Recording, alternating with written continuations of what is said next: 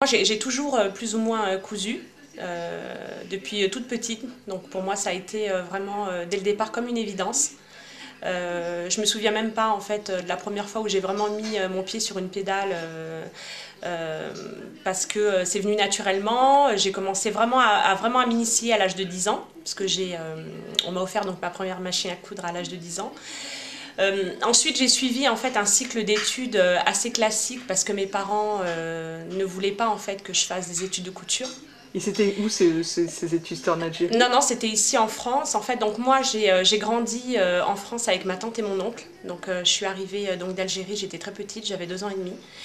Mes parents, à l'époque et actuellement encore, vivent en Algérie. Et donc j'ai grandi avec ma tante et mon oncle et ça a été assez difficile en fait, surtout pour mon oncle. Il avait comme un devoir en fait, on va dire, de réussite vis-à-vis de moi en fait, par rapport à son frère. J'étais à la charge en fait, donc il avait beaucoup de responsabilités et l'échec n'était pas voilà exactement donc pas envisageable. Voilà, donc la couture c'était pas envisageable du tout. Donc j'ai suivi un cycle d'études assez classique, j'ai passé mon bac, j'ai fait un BTS trilingue.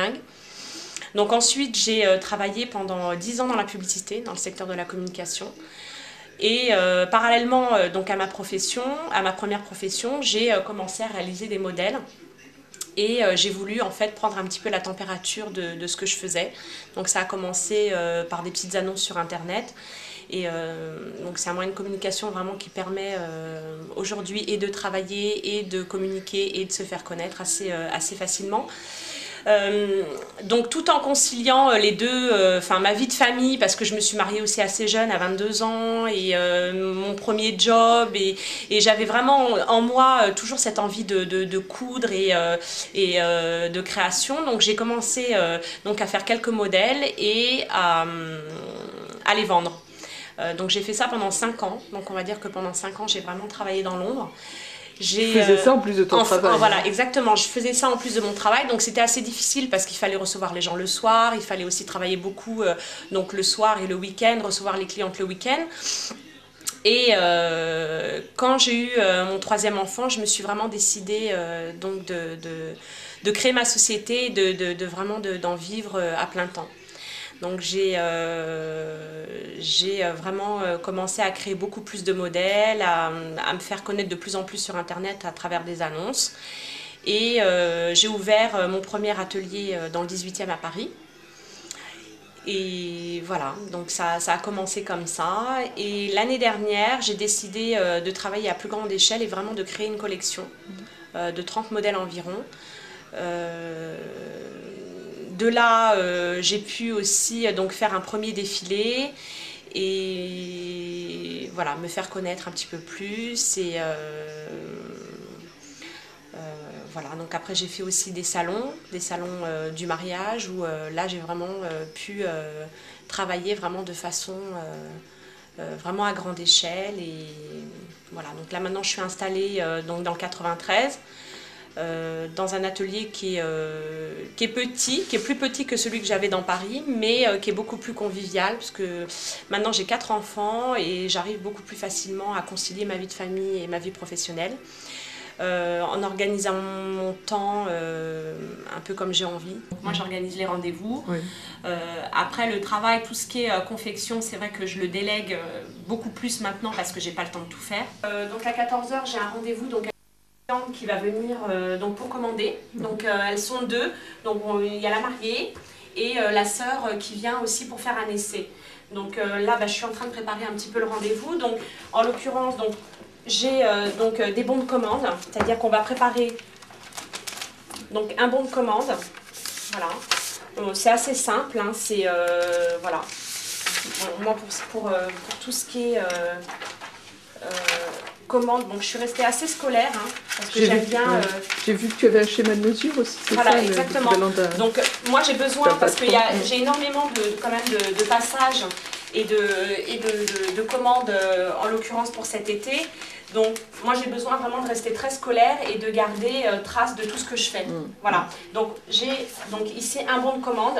Bon, c'est assez simple. Hein, donc, on a l'identité de la cliente avec ses coordonnées, son adresse, bien évidemment un numéro de portable parce que moi, je peux être amenée aussi à, entre deux rendez-vous, avoir besoin de la contacter pour avoir des détails.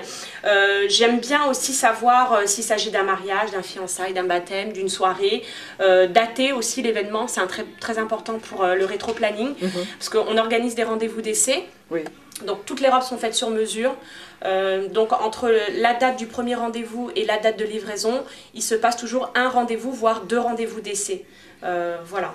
Donc la cliente vient avec ses chaussures pour pouvoir bien ajuster la robe à sa taille. Et voilà, donc là sur la commande, on a le rappel donc, du modèle choisi par la cliente, le tissu. La couleur du tissu ainsi que tout le détail en fait au niveau de la couleur des galons, de la broderie choisie. Aussi, donc, je note très précisément donc, le rendez-vous d'essai, la livraison et ensuite on a toute la partie règlement. Ensuite, dans un deuxième temps, donc là, j'ai donc le bon de mesure, voilà. Donc toujours avec le nom et le prénom de la cliente. Bon, moi j'aime bien renoter sur chaque document vraiment le modèle, les commentaires en fait, bon, parce qu'il y a certaines clientes qui veulent telle ou telle chose, qui ont des choix bien précis, donc bien tout noter pour rien oublier. Et ensuite, j'ai un croquis en fait, que j'ai réalisé moi-même où j'ai vraiment, sur une seule page, en fait, tout le récapitulatif en fait, des mesures. Voilà, donc ça peut être vraiment... c'est très large, mais au moins, je prends un maximum de choses. Oui. Même la pointure. Des personnes, parce que si les personnes prennent par exemple, vont choisir un pantalon, voilà, on en tient compte parce qu'il y a des pantalons qui sont plus ou moins serrés en bas, donc il faut tenir aussi compte de la pointure de la personne, la hauteur des talons, voilà, donc c'est le schéma que j'utilise pour travailler.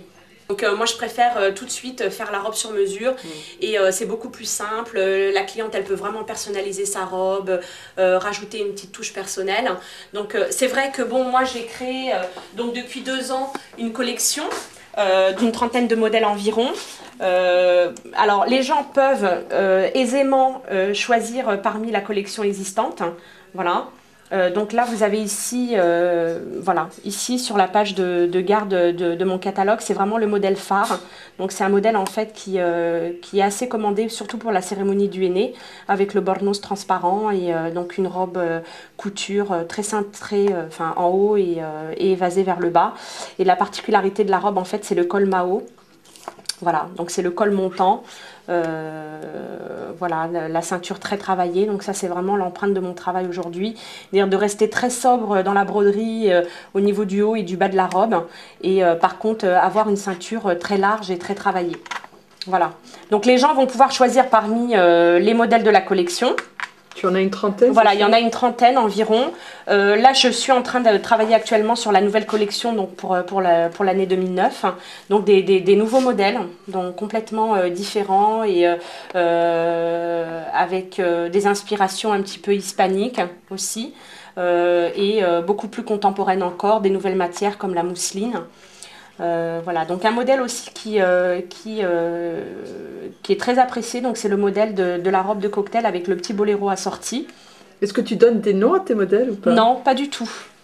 Franchement, j'ai pas, c'est vrai, eu l'occasion d'attribuer des noms, tout en sachant que bon, de toute façon, quand on crée une collection, donc là on a aussi la robe bustier, voilà, on peut pas, tous les modèles d'une collection ne plaisent pas. C'est-à-dire qu'on essaye quand même de faire des choses diverses et variées, mais on a toujours les deux ou trois modèles en fait qui sont assez, qui reviennent tout le temps en fait. Hein. Voilà. Parce que tu es obligé de respecter les envies classiques des clients. Les envies classiques des clientes, hein, oui. Exactement. Donc là, on a un modèle, voilà, comme ce modèle-là en fait que j'appelle donc le modèle Empire, qui est un modèle qui est assez court. Donc voilà, c'est un modèle en fait que j'ai fait pour quelques clientes, mais de toute façon pas pour une mariée, parce que c'est un modèle court et en général les mariées elles prennent des modèles longs. Et puis c'est pas portable par... C'est pas portable par tout le monde, tout en sachant qu'on peut de toute façon le revoir, c'est-à-dire faire une robe plus longue et vraiment personnaliser la couleur. Moi, ce qui me tenait à cœur en fait dans cette robe-là, c'est que je tenais absolument à pouvoir intégrer dans une tenue la ceinture. Donc toujours le détail. Voilà, le détail traditionnel, donc la ceinture traditionnelle. Et je trouvais que la combinaison vraiment des deux, aussi bien de la ceinture que de la coupe de la robe se marie vraiment très bien. Maintenant, c'est sûr que c'est pas le modèle qui plaît le plus. Voilà. L'idée, en fait, dans le défilé, dans le tout premier défilé que j'ai fait, c'était de pouvoir montrer qu'en fait, avec la robe kabyle, c'était pas seulement la robe très large, très longue, avec des longues manches. Parce que sur toute ma collection, j'ai aucune manche. C'est ce que je vois. Voilà, donc c'est que des robes bustiers, des robes longues, voire des robes courtes. Donc la seule robe qui est courte, c'est la robe orange. Et je voulais vraiment montrer que la robe orange, c'était pas seulement la robe vraiment très traditionnelle. Les gens, ils ont une image un petit peu de la robe kabyle. Moi, j'ai vraiment une expression qui m'a beaucoup marquée la première fois que j'ai fait le salon du mariage. Une fille qui est arrivée sur mon stand et qui me dit... Oh, je pensais que vraiment la robe kabyle c'était que la robe orange. Donc les gens ils ont une image un petit peu de la robe kabyle, surtout pour les gens qui sont pas kabyles en fait, hein, beaucoup plus pour les gens qui sont pas kabyles. Ils mettent vraiment la robe kabyle un peu, un peu de côté, même dans les trousseaux de mariés, parce que c'est des filles qui, bon, comme elles sont pas kabyles, elles vont vouloir porter une robe kabyle parce que ça fait partie de l'organisation du trousseau, mais elles ont du mal en fait à la porter parce que soit justement c'est très coloré et que les couleurs qui vont, enfin les galons sont pas adaptés par rapport à la couleur. Donc moi sur la collection j'ai vraiment beaucoup travaillé sur la sortie. C'est-à-dire que là, vous avez une tenue sur un fond beige et rouge. Donc la broderie, elle est dorée et rouge. Voilà, travailler toujours dans la sortie par rapport à la couleur de la robe. Voilà. Donc ce qui change aussi beaucoup, c'est que maintenant de plus en plus, donc on est confronté à quand même à pas mal de mariages mixtes. Enfin, je sais que moi j'ai, on va dire, une cliente sur 4 donc qui organise donc un mariage mixte. Donc ça peut être soit des Françaises. Là dernièrement j'ai une cliente donc portugaise qui se marie avec un Kabyle et qui a vraiment chez moi l'opportunité de pouvoir porter une robe kabyle mais vraiment adaptée à ses besoins et dans son esprit de couture et moi mon but en fait c'est de vraiment pouvoir faire apprécier la robe kabyle de toutes les communautés, pas forcément de la communauté kabyle. Les différents chemins de broderie et là la cliente elle personnalisait sa robe de chemin de broderie, c'est à dire qu'au départ quand j'ai commencé à travailler, donc elles sont assez vieilles mais j'y tiens, c'est-à-dire que je les jette pas.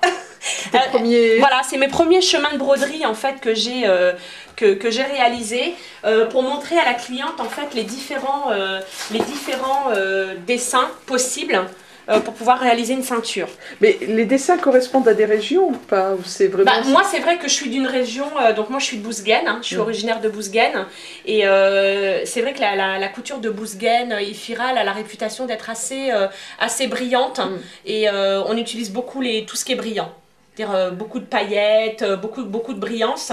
Voilà, donc moi en fait je proposais au départ donc, les différents chemins de broderie pour qu'on puisse, la cliente, elle puisse vraiment personnaliser. Voilà. Donc ça, les chemins, ça va aussi bien, ça peut être adapté à une ceinture, c'est ça? Ça peut être aussi bien adapté à une ceinture qu'à un bas de robe, un haut de robe. Ça peut être aussi bien devenir un accessoire à travers un bandeau, par exemple.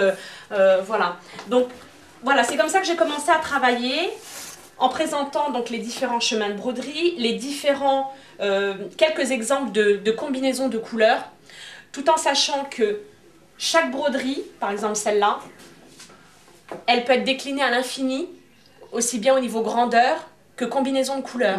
Donc là, on est dans des couleurs traditionnelles, mais on peut tout à fait la réaliser. On est dans une combinaison donc en bicolore, en noir et doré. Donc on est exactement sur le même chemin de broderie, mais dans d'autres combinaisons. Et ça se décline à l'infini. C'est-à-dire que maintenant, on va partir sur une base de couleur de tissu et ensuite on va accommoder donc la couleur de la broderie au tissu. C'est là que tu conseilles tes clientes aussi parce que c'est là que je conseille mes clientes aussi. C'est vrai que majoritairement les clientes commandent du blanc. C'est-à-dire que moi, dans 90% des cas, c'est des mariés qui me sollicitent. Donc elles vont choisir le blanc parce que c'est la couleur traditionnelle, on va dire, et assez de coutume pour le henné. Donc sur le blanc, on peut mettre n'importe quelle couleur. Voilà. Maintenant, à partir du moment où la cliente, elle va choisir une couleur de tissu différent, on va associer, là en l'occurrence c'est une robe noire. Voilà, donc on va mettre uniquement de la broderie argentée sur la ceinture parce que c'est vraiment, on va dire, la combinaison. Il ne faut pas surcharger. Il ne faut pas surcharger et il faut pouvoir, donc là comme je vous disais, moi mon empreinte aujourd'hui c'est les ceintures, donc c'est vraiment de pouvoir marquer le maximum du travail sur la ceinture. Hein. Et tiens, par curiosité, combien de temps tu passes pour réaliser Alors ce pour type une de ceinture, il faut, bon c'est pas en temps. Voilà, c'est plutôt en heures, hein, parce qu'une ceinture, on va dire qu'elle peut être réalisée en 1 heure. Voilà, en 1 heure de temps. Maintenant, en moyenne, les robes, elles sont faites entre 2, on va dire, et 3 jours. Voilà. Comme je fais du sur-mesure, il faut vraiment qu'il y ait une séance d'essai intermédiaire, que la fille puisse venir avec ses chaussures et éventuellement ses accessoires pour voir un petit peu dans quelle optique de travail on peut avancer. Ça peut arriver tout à fait aussi que par exemple une cliente choisisse un tissu blanc avec une certaine couleur de broderie. Il faut, moi je les oriente dans un choix assez stratégique dans le sens où comme les filles ne portent pas que la robe kabyle, elles vont porter aussi d'autres robes traditionnelles. Donc il faut que la fille, elle ait quand même dans son trousseau de robes de mariée des coupes différentes et des couleurs de robes différentes. Donc l'avantage chez moi, c'est que c'est de la création. Donc les robes, elles sont faites à la commande, donc c'est pas du prêt-à-porter. Pour les autres robes, comme les tenues indiennes, les tenues un petit peu plus traditionnelles d'Alger ou de Constantine, par exemple, elles vont les acheter en prêt-à-porter. Donc elles ont déjà les couleurs.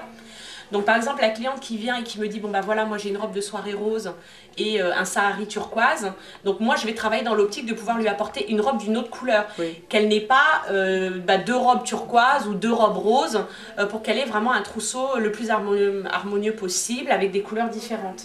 2 mois avant ça commence à être un petit peu juste.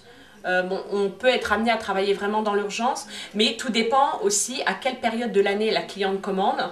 Sa disponibilité aussi. Voilà, sa disponibilité. Les miennes, les week-ends, ils sont pleins sur 3 semaines, 1 mois. Beaucoup de femmes aujourd'hui travaillent, donc elles sont disponibles que le week-end. Donc c'est pour ça que moi j'ai une ouverture aussi au niveau des rendez-vous le week-end, parce qu'il faut qu'elles soient aussi à l'aise et qu'elles n'aient pas l'impression voilà, qu'il faut être ouvert. Hein. C'est-à-dire qu'à partir du moment où on travaille dans le commerce, il faut aussi pouvoir proposer des horaires aux clientes aussi le week-end. Voilà, donc c'est vrai que l'idéal c'est d'avoir 2-3 mois pour réaliser une tenue, tout en sachant que les clientes quand elles viennent jamais seules. Donc elles vont venir avec une sœur, elles vont venir avec une mère, avec une cousine, des fois même 2-3 sœurs en même temps que la mariée. Donc c'est des trousseaux entiers qu'il faut confectionner. Tu veux dire que bien sûr, la mariée elle va commander sa robe de mariée, mais après, on a aussi toute la famille des fois. Donc moi, pour une commande, pour une famille, j'ai des fois 3, 4, voire 5 robes.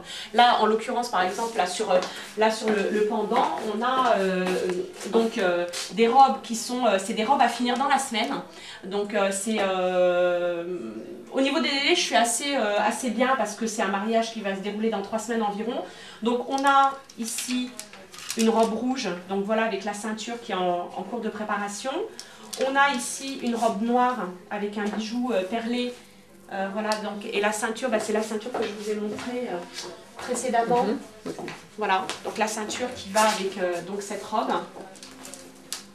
Voilà. On a aussi une tenue pour enfants, donc c'est une petite fille donc de 10 ans. Donc là on a un pantalon, dit pantalon Aladin. Donc fermé au niveau du bas des pieds, avec un petit bustier, parce que même les petites, elles sont assez coquettes.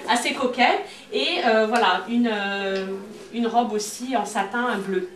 Voilà, comme vous pouvez le voir, j'ai beaucoup de demandes dans le satin aussi, donc dans le crêpe satin. Donc c'est une matière que j'aime bien travailler parce que c'est un tissu qui est assez solide et vraiment qui fait un résultat soirée vraiment assez joli, c'est-à-dire que très brillant. Et, Est-ce que ce sont des tenues que les futurs mariés remettent après cette cérémonie-là? Effectivement, donc moi j'ai la cliente par exemple qui va me commander la robe blanche donc de henné. Mais par contre pour cette robe là, moi je les préviens de toute façon que effectivement ça sera une robe qui sera difficile à porter après, parce que elle est assez marquée. Elle est assez marquée mariée, et c'est vrai qu'on a difficilement, on peut difficilement reporter du blanc au mariage de quelqu'un d'autre. Oui, c'est vrai. Voilà, en général le blanc il est réservé à la mariée. Maintenant effectivement comme c'est un investissement et maintenant tout le monde essaie de respecter un petit peu le budget et de plus de commander et puis de voir un petit peu à long terme. Donc les filles effectivement elles vont se mettre dans la tête qu'elles vont porter la robe pour le mariage, mais c'est une robe qu'elles reporteront dans les 2-3 fêtes à venir qui suivent le mariage. Mais guère plus, voire dans un cas sur deux, pas du tout, parce que souvent chez nous on aime bien porter des nouvelles robes et c'est un peu de coutume d'avoir une robe différente, surtout dans les grandes familles où il y a beaucoup de mariages. On peut absolument pas s'afficher avec une robe à un mariage et porter la même robe, surtout quand c'est la même famille et que voilà, donc c'est vrai que c'est bien pour moi parce qu'effectivement moi j'ai des clientes qui reviennent de nombreuses fois, à chaque fois qu'elles ont des fêtes, mais souvent elles vont quand même garder la robe de côté dans l'idée de pouvoir la reporter. Bon, assez onéreux quand même, parce que bon, c'est une dentelle de qualité, une dentelle perlée. C'est pour une personne, donc je dirais pas d'un certain âge, mais qui a une cinquantaine d'années. Ah oui. Voilà. Donc ce sont voilà, c'est une personne qui est coquette, hein, qui a vraiment envie de porter quelque chose de qualité. Et c'est une façon aussi de pouvoir conjuguer d'autres styles, c'est-à-dire de la dentelle avec un intérieur orangé. Même en termes de couleur. Voilà, en termes de couleur. Donc ça sera un pantalon donc fermé en bas, et donc la ceinture là qui est en cours de réalisation qui sera uniquement travaillée avec de la broderie kabyle. Voilà.